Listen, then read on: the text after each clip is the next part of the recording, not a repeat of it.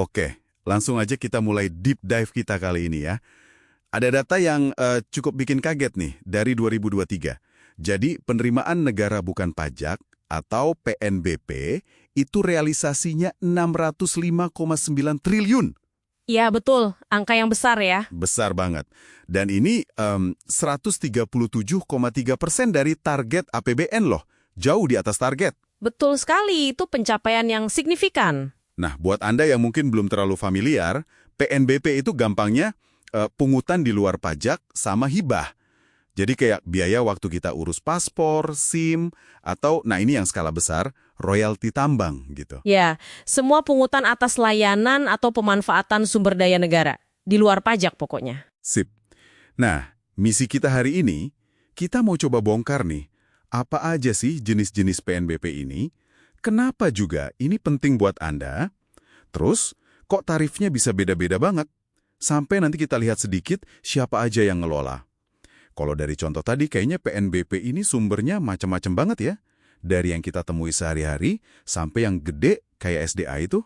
Tepat sekali, sangat beragam. Dan keragaman ini nyambung ke fungsi PNBP itu sendiri, yang ada 2. Penting nih buat dipahami. Oke, apa aja tuh fungsinya? Pertama, jelas ya, fungsi budgetary, buat ngisi kas negara. Malah, PNBP ini sering jadi semacam, bantalan fiskal. Bantalan fiskal? Maksudnya gimana tuh? Jadi semacam cadangan gitu. Kalau misalnya penerimaan pajak lagi kurang dari target, nah PNBP ini bisa bantu nutupin. Jadi penting banget buat anggaran kita. Ah, oke. Jadi kayak backup plan gitu ya buat APBN. Terus, fungsi kedua? Nah, yang kedua ini fungsi regulatory, mengatur. Ini yang menarik. Mengatur. Maksudnya mengatur apa? Mengatur perilaku. Pemerintah bisa pakai tarif PNBP buat ngarahin sesuatu. Misalnya, tarif PNBP sumber daya alam dibikin lebih tinggi biar eksploitasinya lebih hati-hati, lebih lestari. Masuk akal. Biar nggak jor-joran ya? Betul. Atau sebaliknya, bisa juga tarifnya dibikin murah, atau bahkan 0 rupiah buat bantu misalnya UMKM. Wah, menarik nih yang 0 rupiah. Nanti kita bahas lagi ya. Iya. Jadi intinya, dana PNBP ini nggak cuma masuk kas negara, tapi juga alat kebijakan aktif. Ujung-ujungnya ya buat biayai layanan publik, pendidikan, kesehatan, infrastruktur yang Anda nikmati juga kan? Oke, paham. Jadi bukan cuma sumber duit pasif ya. Nah, ngomongin fungsi ngatur tadi, jenis PNBP apa aja sih yang biasanya paling sering dipakai buat itu? Ada 6 kelompok kan ya? SDA, pelayanan, KND, apalagi tadi? Iya, ada 6. SDA, pelayanan, pengelolaan kekayaan negara dipisahkan atau KND, terus pengelolaan barang milik negara, BMN, pengelolaan dana, sama satu lagi hak negara lainnya. Banyak juga ya? Kalau yang sering dipakai buat ngatur, mungkin pelayanan sama SDA itu cukup sering.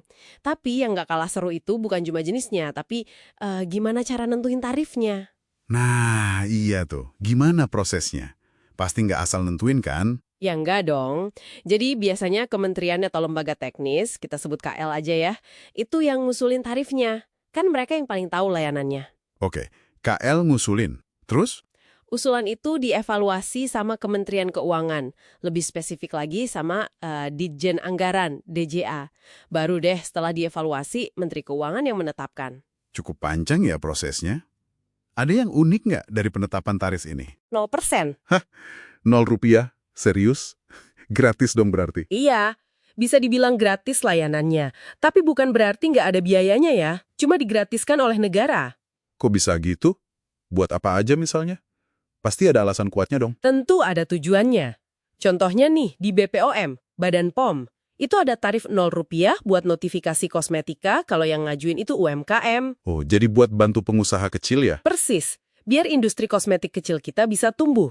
Contoh lain, BMKG. Mereka bisa kasih data cuaca atau iklim itu dengan tarif 0 rupiah kalau buat penelitian atau penanggulangan bencana. Wah, penting banget itu kalau buat bencana. Iya kan? Jadi ini bukti nyata fungsi regulasi atau sosial tadi. Tapi ya perlu diingat, ada trade-off-nya. Maksudnya trade-off? Bantu UMKM tadi atau kemudahan akses data penting. Oke. Jadi ada pertimbangan untung ruginya ya, tapi bukan cuma soal duit, ngerti? Nah, kalau sumbernya beragam, tarifnya fleksibel, pengelolaannya gimana nih? Siapa aja yang terlibat? Kalau penanggung jawab utamanya sih secara umum ya, Menteri Keuangan, kan beliau pengelola fiskal nasional. Tapi untuk pengelolaan sehari-hari di lapangan, itu tanggung jawab pimpinan KL masing-masing. Kenapa KL? Ya karena mereka yang paling paham seluk-beluk layanan atau sumber daya yang jadi sumber PNBP di tempatnya. Kan beda-beda tuh tiap KL. Masuk akal. Ada pihak lain lagi? Ada yang namanya Mitra Instansi Pengelola, MIP. Ini bisa BUMN, bisa juga swasta. Mereka ditunjuk oleh KL buat bantu mungut atau kelola PNBP tertentu. Oh, jadi KL bisa minta bantuan pihak ketiga ya? Contohnya? Contohnya Perum Jasa Tirta, I. Mereka itu MIP yang bantu mungut biaya jasa pengelolaan sumber daya air atau BJPSDA. Wah, lumayan kompleks juga ya sistem pengelolaannya. Melibatkan banyak pihak gitu. Pasti ada tantangannya dong. Oh, pasti ada. Tantangan klasiknya itu soal akurasi perencanaan. Antara target PNBP yang dipasang di awal tahun sama realisasinya di akhir tahun, itu seringkali meleset. Melesetnya gimana? Kurang terus atau gimana? Bisa kurang, bisa juga malah jauh di atas target. Terutama buat PNBP yang dari sumber daya alam. Kayak migas, batu bara. Kenapa SDA susah diprediksi? Harganya itu loh, naik turunnya gila-gilaan di pasar dunia. Susah banget ditebak. Nah, kalau prediksinya meleset jauh, ini bisa ngaruh ke anggaran belanja negara kan? Jadi agak repot. Iya juga ya. Ada tantangan lain selain prediksi harga SDA? Ada juga tantangan teknis. Misalnya, masih ada potensi salah hitung PNBP yang harus dibayar, atau ada yang telat setor, hal-hal kayak gitu. Tapi pemerintah terus coba perbaiki kok. Perbaikannya gimana? Salah satunya lewat penilaian kinerja pengelolaan PNBP di tiap KL. Ada aturannya di PMK 58 tahun 2023. Jadi KL didorong buat makin baik kelola PNBP-nya. Oke. Cukup jelas gambarannya. Kalau gitu, coba kita rangkum sedikit ya deep dive kita kali ini. Jadi PNBP ini sumber duit negara yang penting banget selain pajak. Jenisnya macam-macam dan uangnya dipakai buat layanan publik kita semua. Betul. Yang menarik tadi, tarifnya bisa fleksibel banget, bahkan sampai Rp0. Ini dipakai sebagai alat kebijakan buat tujuan sosial atau ngatur sesuatu. Iya, itu poin pentingnya, fleksibilitas tarif. Terus, pengelolaannya juga melibatkan banyak pihak. Ada Kemenkeu, KL, sampai mitra atau MIP. Dan tantangannya, terutama soal prediksi pendapatan SDA yang harganya suka goyang-goyang. Tepat sekali rangkumannya. Nah, sebagai penutup nih, mungkin ada pertanyaan yang bisa Anda pikirkan lagi nanti. Boleh, apa tuh? Gini, PNBP ini kan punya dua peran ya, isi kas negara sekaligus jadi alat kebijakan. Nah, gimana caranya Indonesia bisa nyiimbangin dua hal ini dengan lebih efektif? Maksudnya, biar pendapatannya optimal, tapi tujuan sosial atau regulasinya juga tercapai, apalagi harga komoditas dunia kan nggak pasti gitu. Pertanyaan bagus tuh.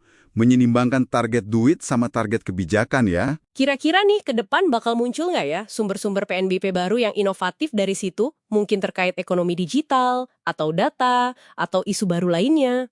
Wah, menarik buat dipikirkan. Sumber PNBP masa depan ya. Oke, terima kasih banyak atas diskusinya yang mencerahkan ini. Sama-sama, seneng bisa berbagi.